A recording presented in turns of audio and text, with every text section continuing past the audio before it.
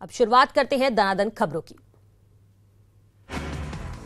CM Yogi Adityanath आज अयोध्या जाएंगे। अयोध्या में योगी रामलला के दर्शन के साथ ही हनुमानगढ़ी में भी दर्शन करेंगे। इस दौरान वे महंत नृत्य गोपाल दास से भी मुलाकात करेंगे और फिर वहां से देवी पाटन चले जाएंगे। केंद्रीय गृह मंत्री राजनाथ सिंह आज शाहजहांपुर और संभल में जनसभाएं करेंगे। वहीं डिप्टी सीएम केशव प्रसाद मौर्य जालौन, आंवला, मैनपुरी और कानपुर में वोट मांगेंगे। वहीं सपा प्रमुख अखिलेश यादव आज कानपुर देहात में लोगों को संबोधित करेंगे। साथ ही अखिलेश यादव का कन्नौज जाने का भी कार्यक्रम है।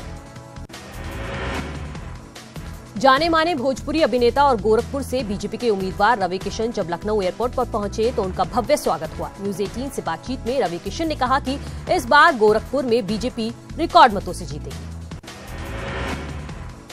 यूपी के उप मुख्यमंत्री केशव प्रसाद मौर्य ने फिरोजाबाद के खैरगढ़ इलाके में एक चुनावी जनसभा को संबोधित किया। उन्होंने सपा अध्यक्ष अखिलेश यादव पर तंज कसते हुए कहा कि जो व्यक्ति अपने पिता और चाचा का नहीं हो सका वह बुआ का कैसे हो सकता है।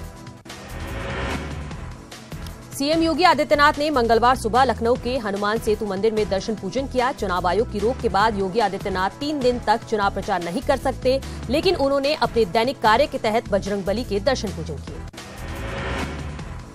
इसके साथ ही सीएम ने चुनाव आयोग को भेजे गए पत्र में भी कहा कि बजरंगबली उनके आराध्य हैं और उनकी अटूट आस्था है और वो कोई भी कार्य करने से पहले उनकी आराधना करते हैं। पत्र में उन्होंने आगे लिखा है कि बजरंगबली उनके लिए प्रातः स्मरणीय हैं और इससे किसी को कोई डर हो तो उन्हें कोई फर्क नहीं पड़ता। दिल्ली में बीजेपी के प्रतिनिधिमंडल ने चुनाव आयोग से मुलाकात कर सीएम योगी पर लगे प्रतिबंध पर दोबारा विचार करने की अपील की है। प्रतिनिधिमंडल ने कहा कि सीएम योगी ने जो कहा वो अपने विश्वास पर कहा, लेकिन कोई अपील नहीं की, सिर्फ अपनी आस्था बताई।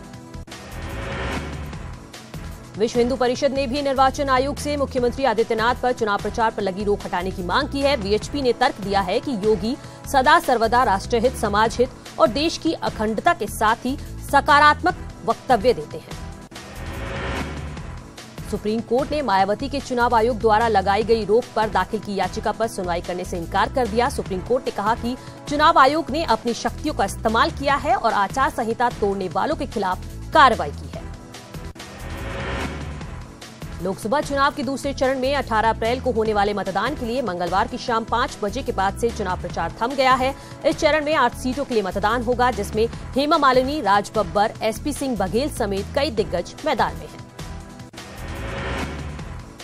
दूसरे चरण की लोकसभा सीटों में नगीना से 7, अमरोहा से 10, बुलंदशहर से 10, अलीगढ़ से 14, हाथरस से 8, मथुरा से 13, आगरा से 11 और फतेहपुर सीकरी लोकसभा सीट से 15 प्रत्याशी चुनावी मैदान में हैं। इस चरण में कुल 1.40 करोड़ मतदाता हैं।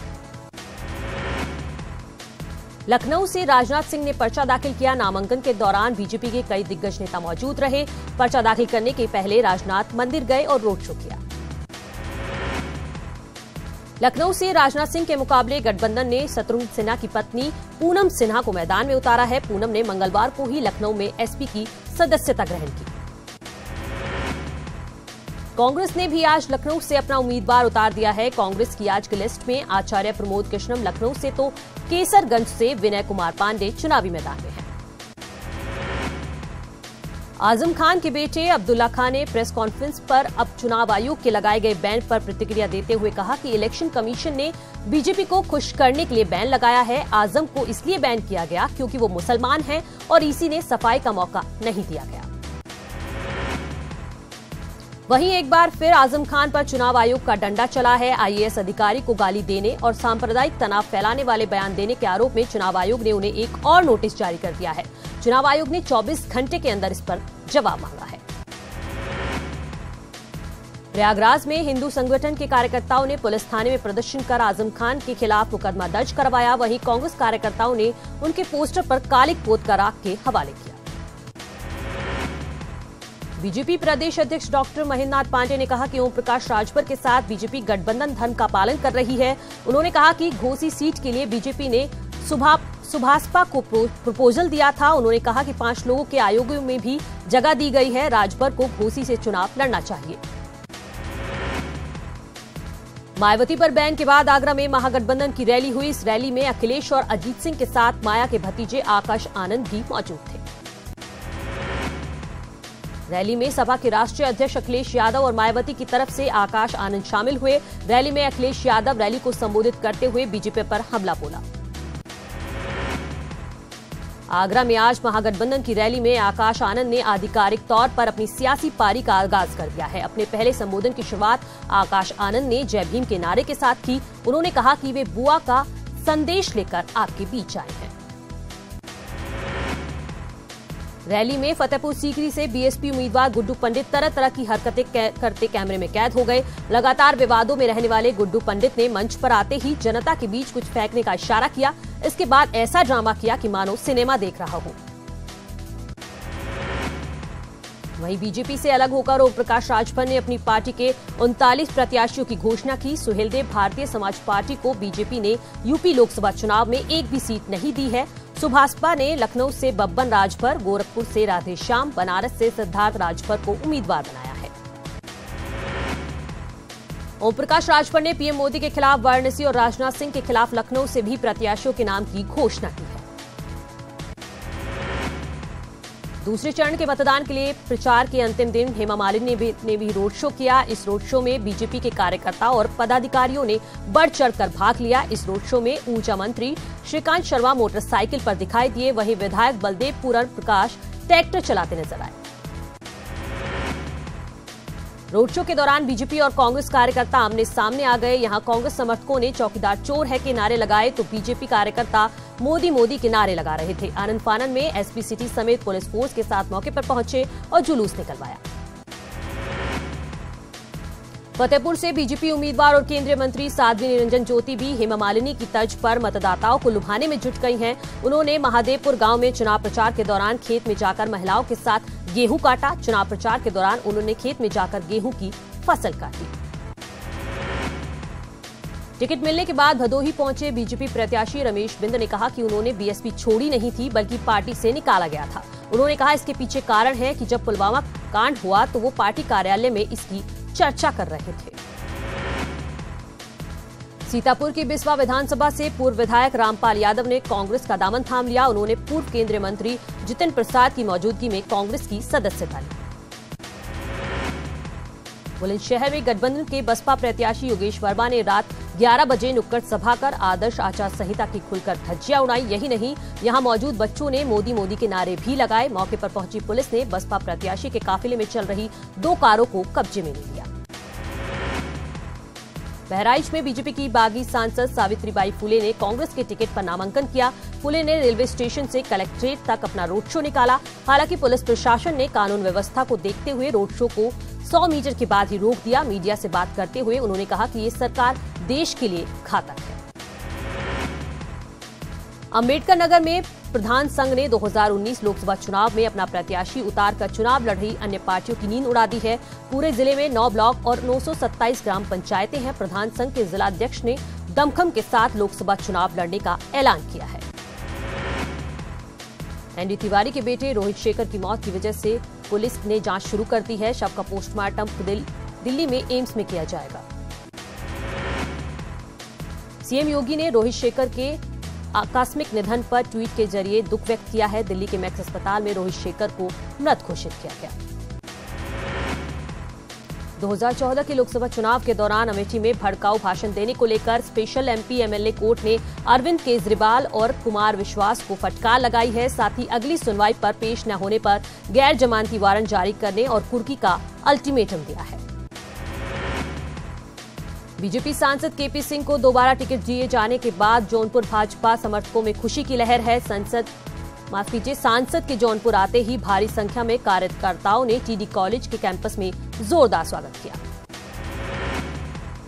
चंदौली से यूपी बिहार बॉर्डर पर बालू माफियाओं के काले खेल में बीजेपी प्रदेश अध्यक्ष महेंद्रनाथ पांडे के लेटर पैड का फर्जी तरीके से इस्तेमाल किए जाने का मामला सामने आया है।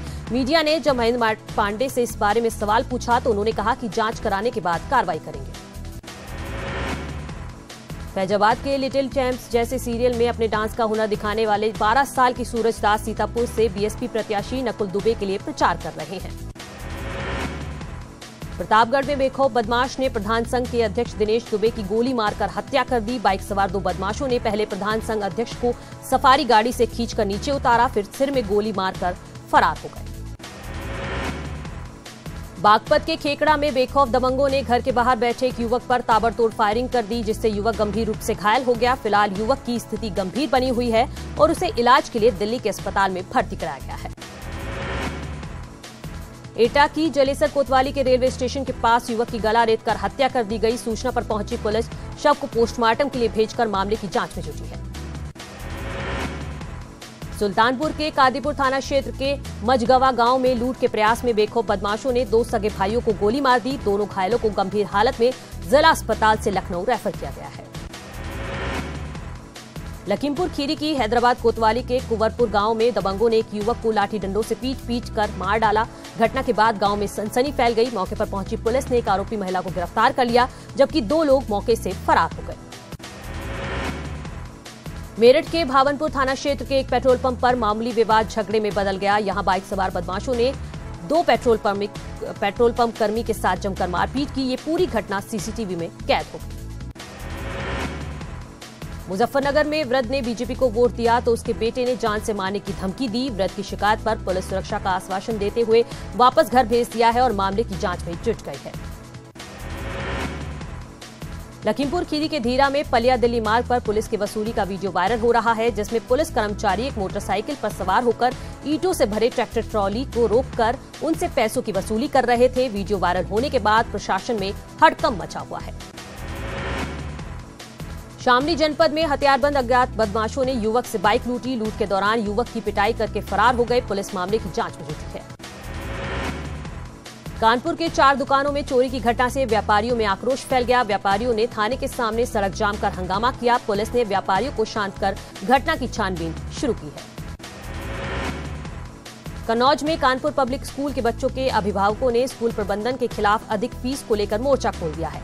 अभिभावकों ने इसकी शिकायत टीएम से की है।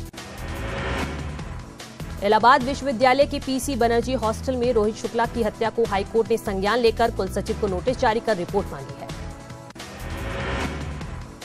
मुरादाबाद लोकसभा सीट से गठबंधन उम्मीदवार एसटी हसन का आचार संहिता की धज्जियां उड़ाने का वीडियो वायरल हो रहा है। वीडियो में मुरादाबाद की राजनीति गर्म कर दी है। वीडियो में दर्जनों महिलाएं अपने हाथों में एक पर्ची लिखे हुए नजर आ रही हैं और कह रही हैं कि उन्हें भीड़ के लिए बुलाया गया है।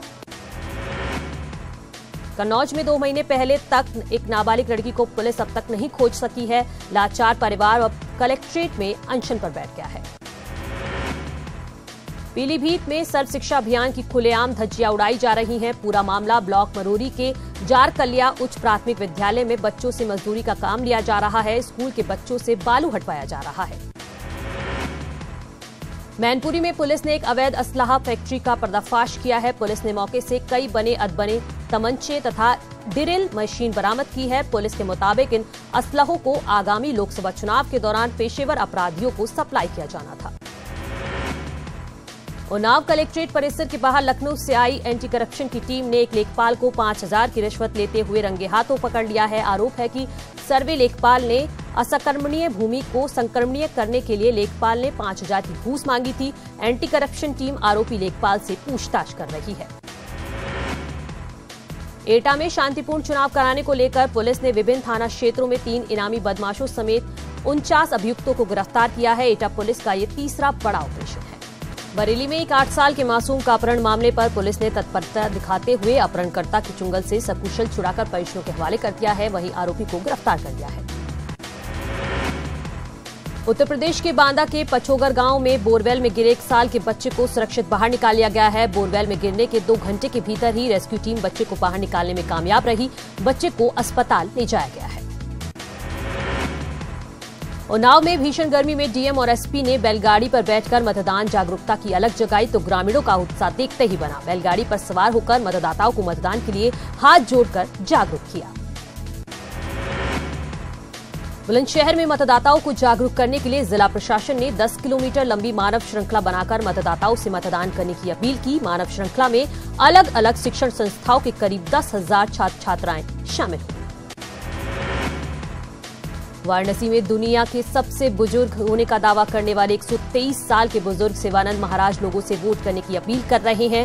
ये 123 साल के हो चुके हैं और ये नरेंद्र मोदी को सबसे अच्छा नेता मानते हैं। इतना ही नहीं, 25 अप्रैल को प्रधानमंत्री मोदी काशी में होंगे, जिनसे मिलने की इन्होंने इच्छा जताई है।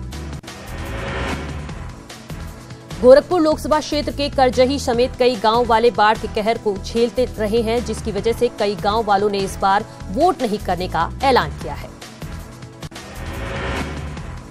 बरेली के फरीदपुर इलाके में एक मकान में विस्फोट हो गया। हादसे में मालिक समेत 2 ग्रामीण घायल हो गए। मौके पर पहुंची पुलिस ने घायलों को अस्पताल भिजवाया है। सोनभद्र के मेन रोड पर नगर पंचायत के पानी के टैंकर की चपेट में आने से एक बच्चे की मौके पर ही मौत हो गई। घटना के बाद गुस्साए लोगों ने रोड पर जाम लगाया। हरदोई में बेरहम मां ने अपने 1.5 साल के दूध मुहे बच्चे के साथ आत्मदाह किया। मां बेटे की मौके पर ही मौत हो गई। पति ने सदमे में जहर खा लिया, जहां उसकी हालत गंभीर है। महोबा के कबरई थाना क्षेत्र में पहाड़ से गिरे हुए एक युवक का शव मिलने से हड़कंप मच गया। पहाड़ की गहरी खाई में गिरकर हुई मौत से परिजनों में कोहराम मचा हुआ है। पुलिस ने शव को पोस्टमार्टम के लिए भेज दिया है। उन्नाव के औरास थाना क्षेत्र के अरसेना गांव में संदिग्ध परिस्थितियों में खेतों में आग लग गई। आग से करीब 3 बीघा गेहूं की फसल जलकर खाक हो गई। फायर ब्रिगेड की टीम ने आग पर काबू पाया। झांसी में समथर थाना क्षेत्र के छपार गांव में एक शराबी बिजली के खंभे पर चढ़ गया और जमकर ड्रामा किया। शराबी को घर वालों ने शराब के लिए पैसे देने से इनकार कर दिया था, जिस वजह से वो बिजली के खंभे पर चढ़कर ड्रामा करने लगा, जिसके बाद पुलिस के सिपाहियों ने उसे नीचे उतारा। कानपुर के रहने वाले चाइनामैन गेंदबाज कुलदीप यादव विश्व कप में चयनित होने के बाद पहली बार अपने शहर पहुंचे। रोवर्स ग्राउंड में मौजूद खिलाड़ियों ने फूल माला पहनाकर कुलदीप का जोरदार स्वागत किया। वहीं कुलदीप ने ग्राउंड में प्रैक्टिस भी की। प्रदेश में स्वास्थ्य सुविधाएं बेहतर करने के लिए मुख्यमंत्री त्रिवेंद्र सिंह रावत ने केंद्रीय स्वास्थ्य सचिव प्रीति सूदन से मुलाकात की। सीएम ने कहा कि चारधाम यात्रा के दौरान उत्तराखंड में देश भर से श्रद्धालु दर्शन करने आते हैं। इस दौरान उन्हें बेहतर सुविधाएं मुहैया कराना सरकार की पहली प्राथमिकता है। बीजेपी के 2 विधायकों चैंपियन और कड़वाल की लड़ाई से कांग्रेस को बैठे बिठाए एक मुद्दा मिल गया है। इस मामले को लेकर कांग्रेस के प्रदेश अध्यक्ष प्रीतम सिंह के नेतृत्व में कांग्रेस प्रतिनिधि मंडल ने राज्यपाल से मुलाकात की और बीजेपी विधायक देशराज कड़वाल के जाति प्रमाण पत्र की जांच कराने की मांग की। प्रदेश में भूमाफियाओं के हौसले इतने बुलंद हैं कि उत्तराखंड प्रदेश अध्यक्ष प्रीतम सिंह की जमीन पर भी कब्जा करने से नहीं डरे। इतना ही नहीं, कब्जा की गई जमीन पर निर्माण तक करा दिया। इसकी शिकायत प्रीतम सिंह ने एसएसपी निवेदिता प्रेती से की है। कांग्रेस के पूर्व प्रदेश अध्यक्ष किशोर उपाध्याय आज विधानसभा के घेराव मामले में सीजेएम कोर्ट में पेश हुए। दरअसल मामला 2009 का है, जब उपाध्याय विधानसभा सत्र के दौरान अपने समर्थकों के साथ मिलकर पुलिस बैरिकेडिंग तोड़कर पुलिस के साथ भी धक्का मुक्की की थी। हाईकोर्ट के आदेश पर हल्द्वानी के मुखानी चौराहे से लगातार अतिक्रमण हटाने का काम जारी है। प्रशासन की टीम ने आज सरकारी जमीन पर बनी दुकानों और कुछ अन्य बिल्डिंगों को तोड़ा। कालाडूंगी रोड पर पड़ने वाले इस चौराहे को जाम से मुक्ति दिलाने के लिए हाईकोर्ट ने आदेश दिया है। फिलहाल इस बुलेटिन में इतना ही। नमस्कार।